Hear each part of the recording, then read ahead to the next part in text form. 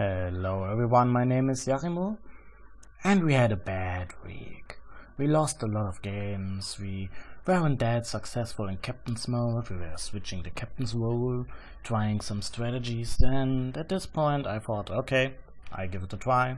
I don't usually do that stuff, but I had a plan, and I'm going to share the experience with you that I had from this game. So usually when you're playing Captain's mode, there will be the standard picks, the standard bans that you're gonna see in the international and stuff. And I thought, okay, let's hope the enemy does that. So I see enemy has first ban, this means they will have the first pick as well. So I need to get out the hero that annoys me the most, that will block our strategy, and it is Gyro. You will see why. Gyro is a very useful, a very versatile hero, and his flag cannon would have been the doom to my strategy. Okay, otherwise regular bans, and here comes the first enemy mistake. They have only one pick, and it's Darkseer, and this means their hard lane will have a solo Darkseer, and the solo Darkseer can easily be overwhelmed by a ranged hero. And now to my strategy. I planned on having a very tough, aggressive top lane from the buyer's perspective. So I chose Luna as a replacement for Gyro I would have used, and I chose Undying for myself. Undying with max first Tombstone. This will create a danger zone for the enemy that can't be cleared with Shrapnel. And so we'll have a fun time against their top lane. So as you can see, there's a Jakiro. It's much likely that this will be one of their supports for the top lane. And another mistake from the enemy, look at what kind of heroes they're banning. They're banning so many potent mid heroes. And as it looks, they just want to focus on that. And what does it give me? It gives me the chance to pick Rubik, another very useful support, and with his Levitate we can pick heroes out of the lane, throw them into my Tombstone, and kill them off easily. Next support for top, Tidehunter. Not a brilliant choice as well, since Ravage the ultimate is very useful if you have a Rubik on your team. So at this point I had to choose a mid and a bot lane. So, I was wondering what to pick, but against the Darkseer I chose Windrunner for the additional stun, for additional utility, and I sent her on the safe lane because against the Darkseer nothing could go wrong, and I wanted her to just farm important items like the sheepstick or an orchid. I could have chosen another carry for this, I could have chosen another utility hero, but in the end you are free to choose whatever you want against the Darkseer, well, except melee heroes, because the Iron Shell will devastate it. If you have a ranged hero or a hero with a good escape, Darkseer is just sitting there farming and accomplishing nothing until 10 minutes in the game. And items on him aren't that effective as well. Back to the top lane. As you can see, the enemy tri lane is chosen. It's a Jakiro, it's a Tidehunter, and it's an Alchemist. The thing about Alchemist is he isn't effective unless he can farm for 30 minutes without interruption. In the beginning he is rather squishy, he has a high health pool, but he is squishy because of lack of armor, lack of range and speed, and our tri lane will have the upper hand, hopefully, I say. So last thing was the mid lane, and I guess I made a grave mistake here by banning Storm Spirit. I wasn't sure what to pick, I wasn't sure what to ban, and I made a blind shot. I forgot about rather annoying friend we have here in this game. 5 seconds remaining. As you will see in a second, don't want to spoil too much. Reserve time. But at this point, what does our team need at the moment? And for mid, there isn't much choice left. As you can see, Magnus Badrider, those stuff, has been banned.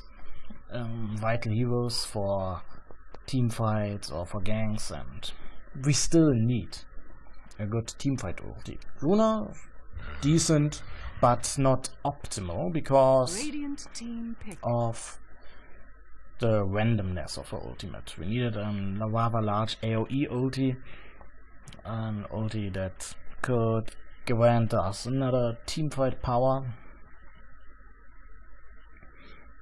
Not much heroes left that could go mid for this. That could safely go mid. 10 seconds. That takes a remaining. while. Come on, speed up. Speed up. 5 seconds remaining. Speed up. Yeah, Reserve we time. did take our time. And it's Warlock. Dire team pick. For the golem, usually potent mid, but I forgot one thing.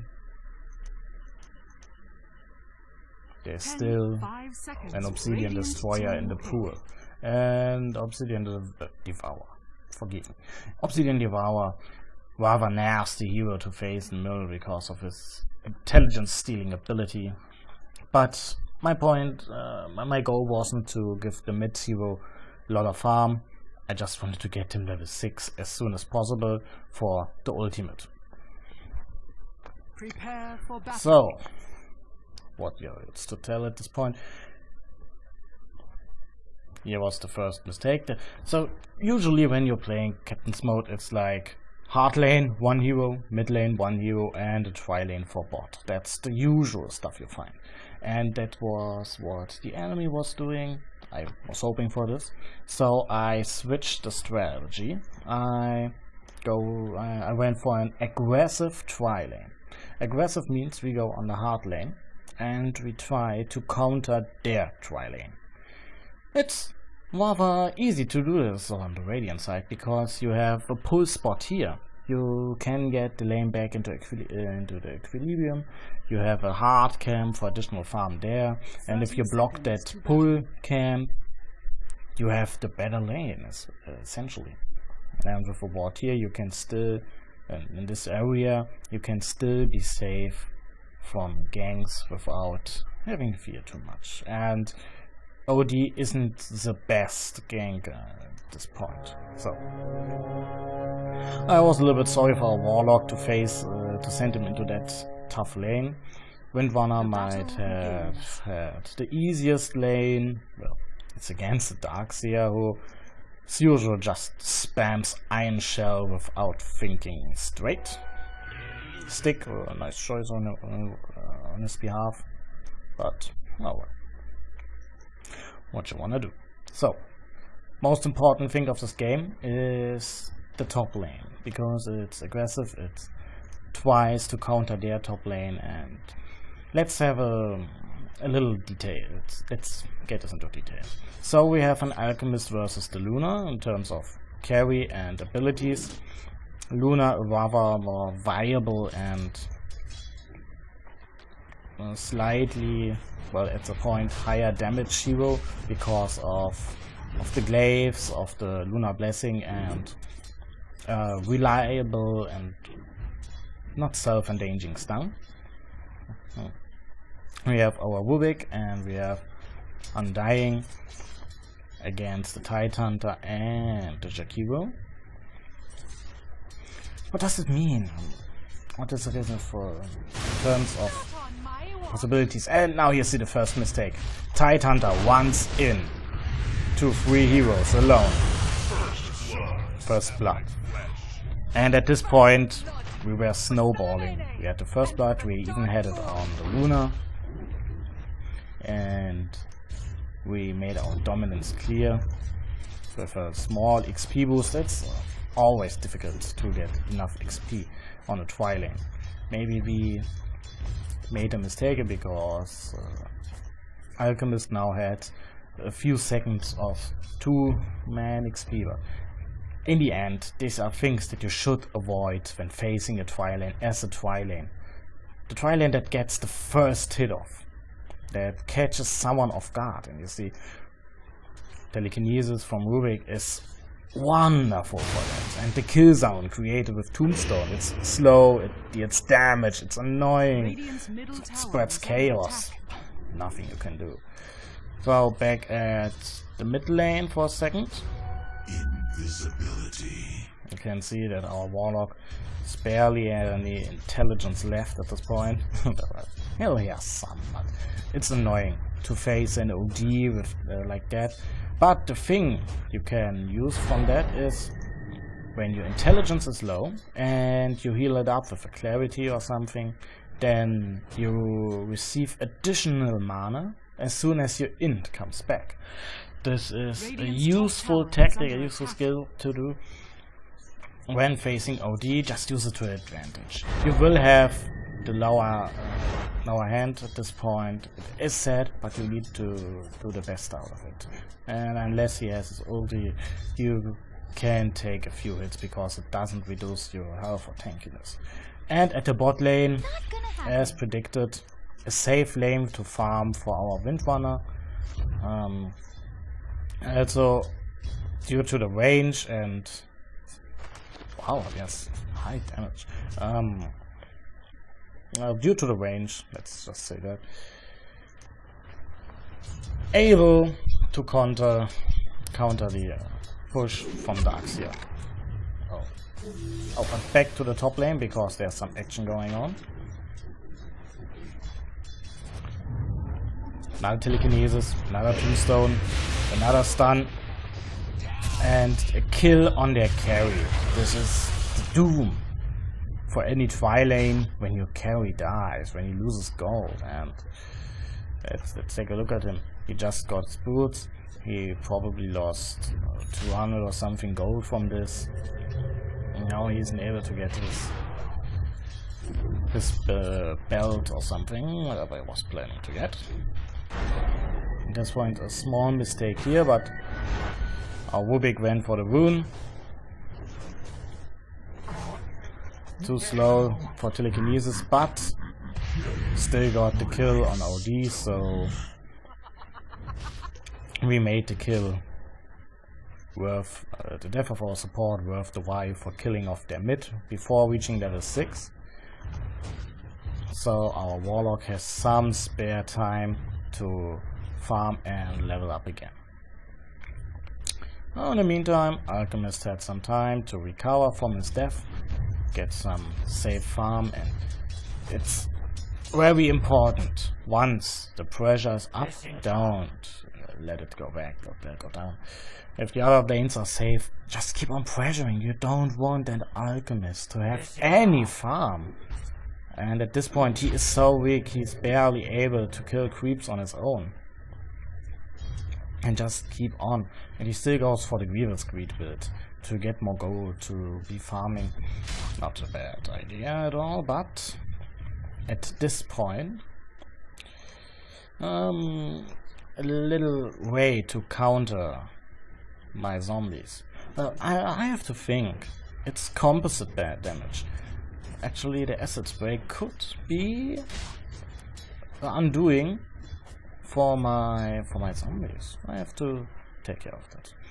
So these are things you have to take into consideration. What can counter my heroes? What can counter my pick? And when you're going into captain's mode, have a strategy ready. Have about 10 heroes in your pool that you want to use, and be sure you know all of the heroes, because if a hero you want to have in your pool is banned, you need to have a replacement. Let's say I wanted to have that gyro on my composition. As you can see here, it would have been wonderful to push like hell. So I blocked gyro because I didn't want the enemy to have it for the explained reasons beforehand. So what else can I get? I got Luna. Glaives do not the same, but have a similar effect as Shrapnel. She has a potent mini stun that is even faster than one of Gyro, and she has a high damaging ultimate. Not that reliable, but still useful. Well, we knew at this point that that OD was coming top. We got a missed call from the mid. This is very important. Whenever an enemy is away longer than 3 seconds, call miss. And in the case of a tri lane, you will always be the target, even when, especially when you have 3 kills over the enemy. Oh, look what he's doing! He's going for it. He's going for it. But we knew what to do. We set up the tombstone. And let's take a look here. Nope. Zombies. Totally unimpressed by the acid spray. Funny. And next best action. Warlock was coming top as he saw. Oh god, there's a gang top and there's a kill to get.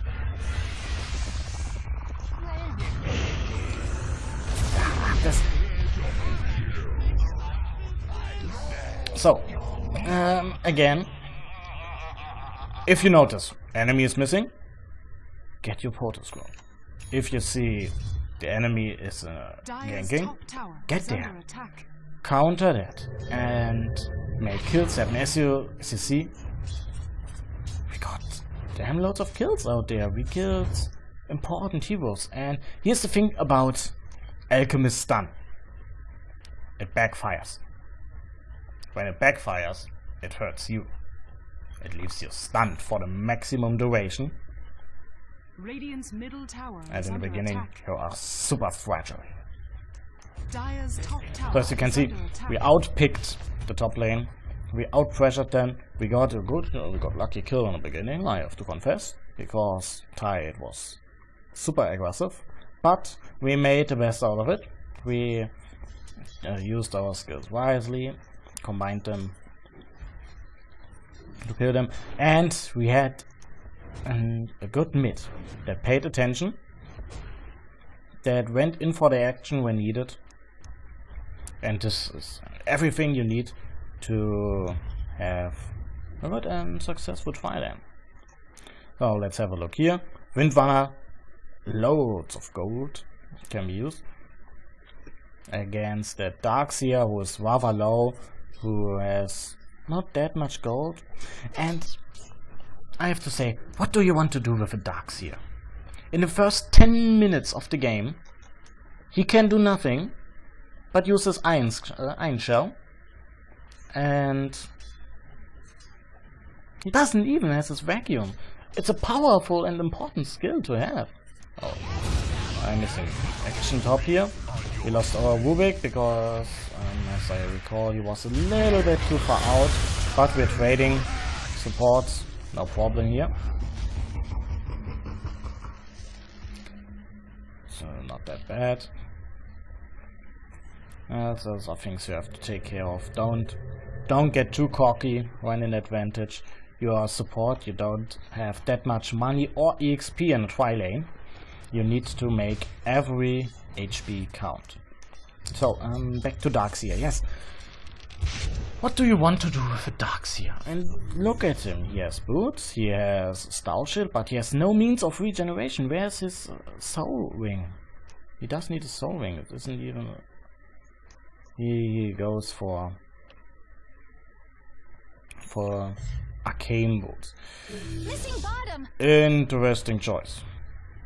So this explains his lack of gold. As to say, if Windrunner has double the gold, then Dire's top tower has been Darkseer. And just because I knew, hey, what is he going to do to a Windrunner? He can use Iron Shell, he can run next to her, but she can do the same. And if he doesn't have vacuum, he can't get her back into the danger zone. Oh yeah, we saw that one coming. And we tried to do a little killing here. Lost our Luna sadly, but we're about to get some more kills out of that. And again, Warlock comes to save the day. Revenge the Luna. We got 4 kills, all for 1 carry loss. It's awesome, and we still have the possibility to push here. Dire's bottom tower is under attack. Oh, if you engage, if you see your team engaging, always have map awareness. Look at this. Luna is last hitting here. You need to check. Kill. You killed. Now check the minimap. Just use your eye. Blink over to the minimap. See where the hero icons are. And as you can see on my side, I use the small heads here. I find these rather useful. But that's just a question here. It's okay. It makes your life easier. It's understandable. But let's say you have 10 heroes on a team with 10 colors. You can ignore your colors mix. 9 colors to Dire's bottom tower is under attack. Dire's structures bring into are a combination with the enemy and with your own team to see which color is whom. And you have to use an extra second to realize which color is which hero, is which player, and this takes you a lot of time. If you have these little icons with the surroundings, you always know where is something going on. Okay, it's a little bit messed here up in a team fight. Okay, but if there's a team fight, you don't want to hover over there, but instead go and... Oh yeah, this was a critical point. I just blocked him off. Was a lucky guess, but Rubik ran in the wrong direction sadly, and we just had to leave him to die. It's no use to force a team fight that you can't win with 2 men or 2 guys. So if you see trouble brewing, just wait. And awesome move from that Windrunner, I have to say. Got in danger, but the kill is worth it. And look at her gold! The 14 minutes. If I have set in a Drow Ranger down there, well, with that gold. Oh yeah. Team fight. Team fight. Team fight.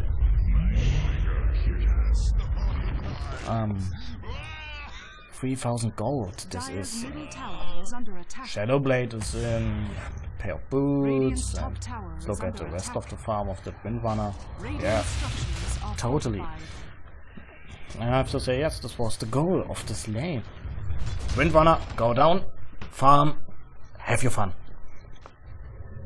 She's so close to that sheep stick. Wonderful item. If you get that very early, is game changing. And here you see a weakness of OD. He is slow. Too slow, but he can capture one and then, well, what? Wait for him to respawn to do damage. OD is annoying in lane, and he's annoying in teamfight when he drops the base, as one says. But on his own, he isn't that much of a threat. And on his own, as you can see.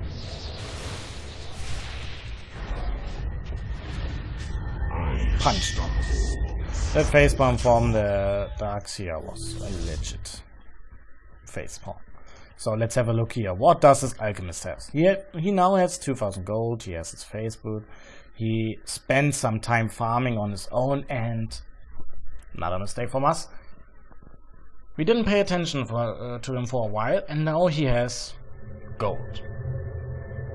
He has not as much farm as a Windrunner, but leaving him alone for a while, and the Screed kicks in. And this is so annoying.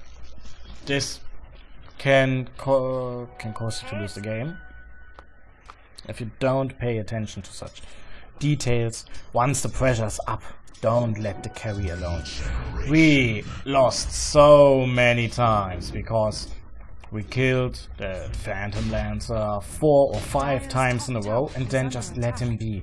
And he runs into the jungle, and 20 minutes later he comes out and kills us all. How? I have no idea. I seriously need to watch these replays. But at a certain point, there's nothing to do. As soon as the enemy gets farmed, he just will continue getting farmed. He will snowball on his own if left unchecked. And I just tell you, keep him under control.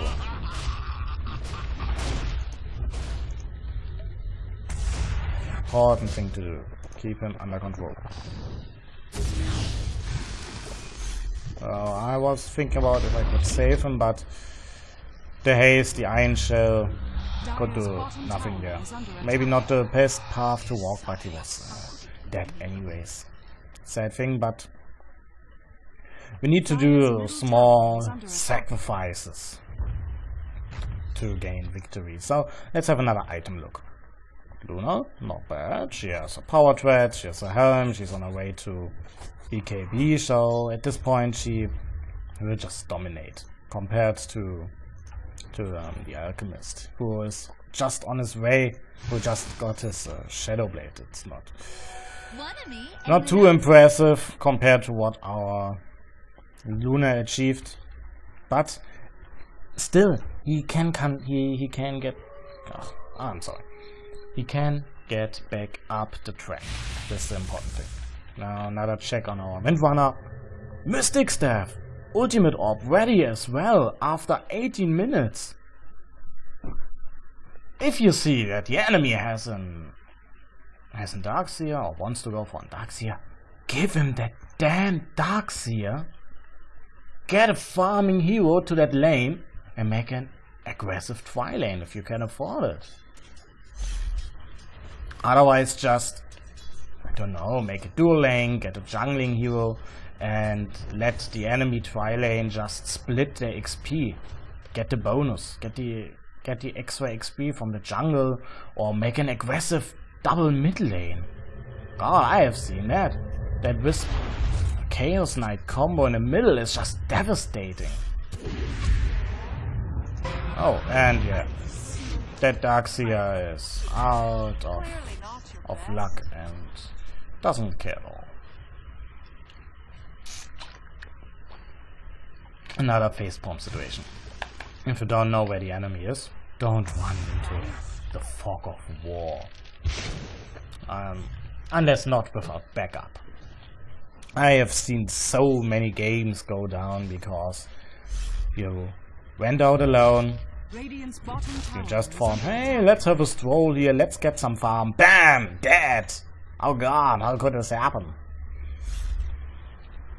Nothing. I just want to tell you what can cause you to lose the victory in the game. And incoming Shadow Blade.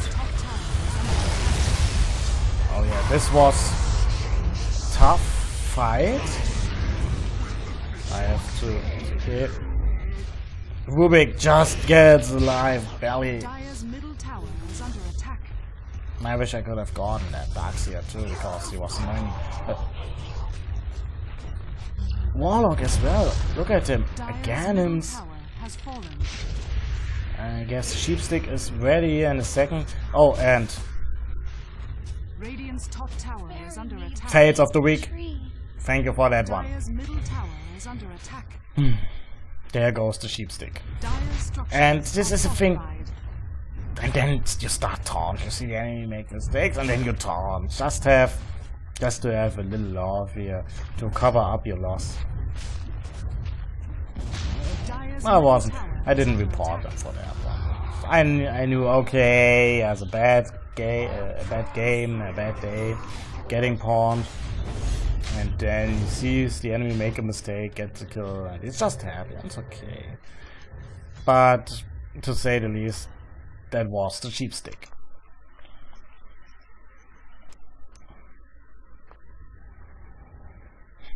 Okay, let's have another roundup. So, support, barely farm. Darkseer, well, just the bare necessities. OD going for the mecha build, recommended. It's good, but he had bad luck by dying so often, and if you see that you can't do much stuff, that you can't do successful games, just try to farm, just get your farm back. And now look at this alchemist, he's doing the right thing, going back into the jungle, trying to maximize his farm, punching creeps like a boss. This is the thing to do to make a comeback. You need the money, you need the advantage in the lane, and if you can't get that, you just get the money. So at this point the game was pretty clear. I had my pipe ready, Luna core was ready, Talisman of Evasion, so Butterfly was on the way, Rubik, Arcane and Mecha. Besides dying 4 times. He was a support. He died, well, not quite as often as OD, but he has better farm than OD, essentially. And he even got wards and stuff. Oh, and I didn't understand that one as well. He just went out.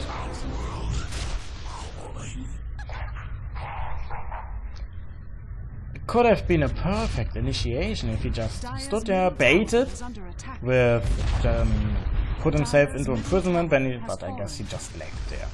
Or he didn't care, or he just wanted to finish. But let's say he baited there, put himself. Oh yeah. Okay, wait a second. So let's get back here. That was a little bit too far. Yeah. So okay. No, it's still too far. So we are about here, we're about to do some stuff, run around, and there's that OD. And he used his Sanity's Eclipse last. When you have an enemy Rubik,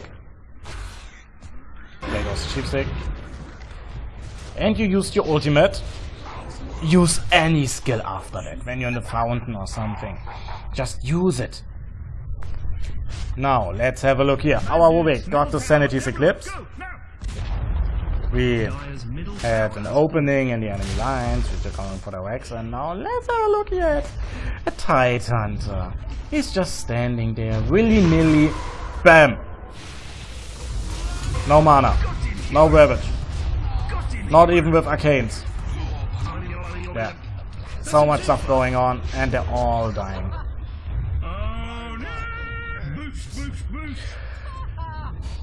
When there's an enemy Rubik in the team, running again. Oh, don't use the mechanism, it won't help you. When there's an enemy Rubik on the team, I dare you to use your ultimate and not use anything after that.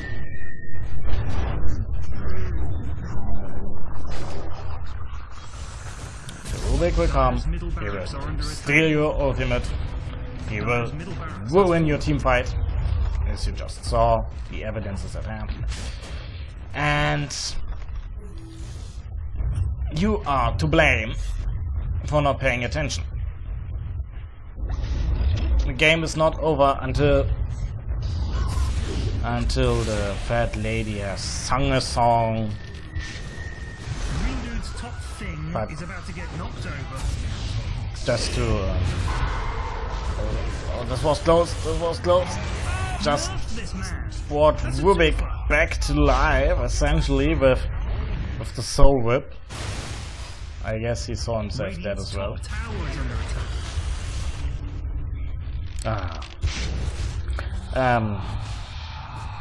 Yes. Don't think the game is over.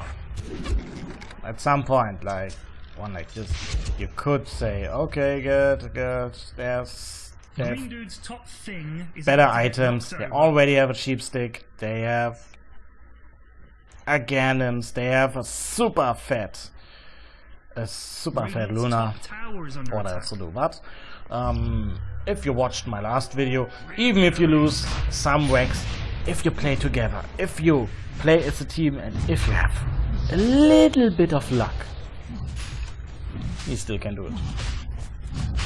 There's no choice, there's no way. You have to prematurely surrender. You just go and play that f***ing game. What's radiant about that? Please. Okay, game is about to end soon, as you might be able to see here. Why can't I put that stuff away? Oh well. So what follows now is the usual flame. The Darkseer will start flaming his team. The team will start flaming the Darkseer. And I just have to say the cause of the loss is the better tri lane, the better solo lane. Middle lane not too good, it was a disadvantage, but the middle lane paid attention. It had a TP scroll.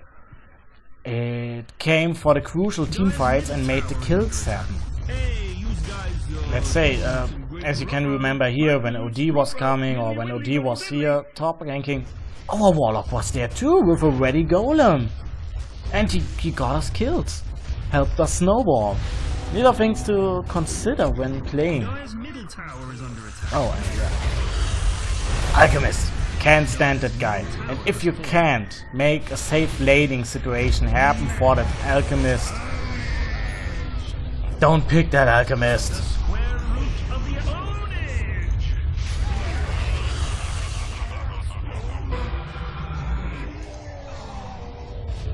The evil dude's base is getting owned. Yeah, we just ended this game here at this point.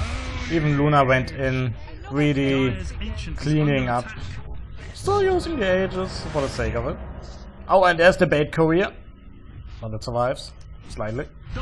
Oh, and there goes the there goes the refresher. He is the chosen one. Good game. I was so happy after that game, and I hope that you took some valuable lessons out of this. My name is Yachimor, my team is iGelp, and we'll fail next time.